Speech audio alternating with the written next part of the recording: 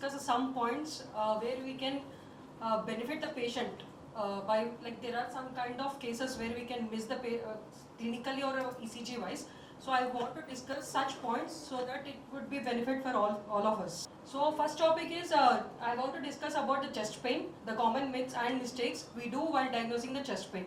So these are some of the important points. Usually we think that when a patient presents with a left-sided chest pain radiating to left hand, so that's a classic of the cardiac pain. But it's not, because there are some categories of the patients, like especially the women, elderly, diabetics, where they don't experience any chest pain. They usually present with the shortness of breath, extreme fatigue, palpitations, syncope, and like this. And one more case is radiation. The left arm radiation, usually we think it may be because of the cardiac origin. Right arm radiation is a very less, but usually it is more specific of the cardiac origin.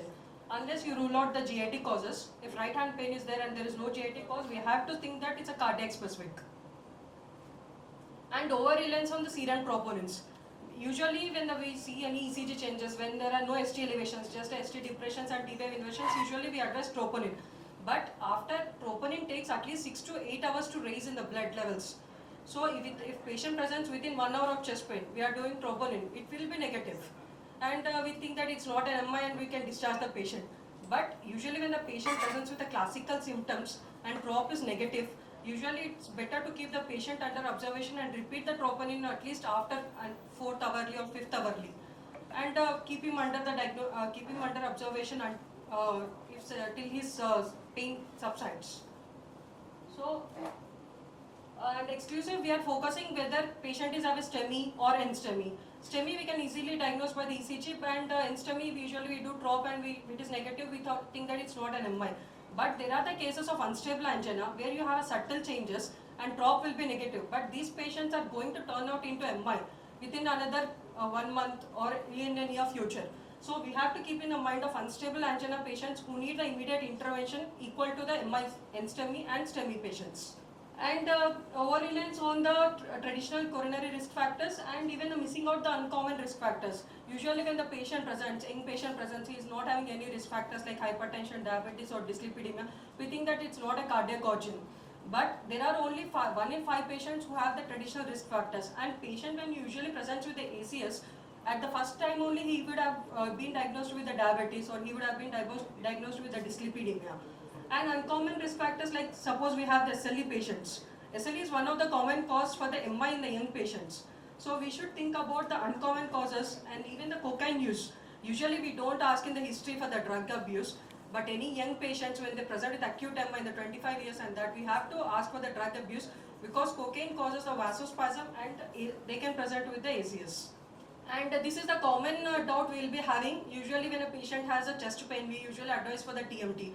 Or if the patient age is more, we advise for the coronary angiogram, and if TMT, okay, patient is not having much symptoms, we write it as a negative and we discharge. But how, like we still have the doubt whether patient is still having the cardiac, any significant coronary event. Yes, it is possible because TMT usually detects the lesions which are above 50%, not the lesions which are below the 50%. So, and even some patients, what happens is when there is a no significant lesion, like even less than 50%, those plaques can rupture and they can present with the ACS also. So we should think in the mind of those things, and patient having significant symptoms, better to undergo the coronary angiogram. Even in the angiogram, we can see the small lesions and we'll leave it off. But when you are having a patient risk factors and history and everything, better to get the IVAS done and confirm the plaque.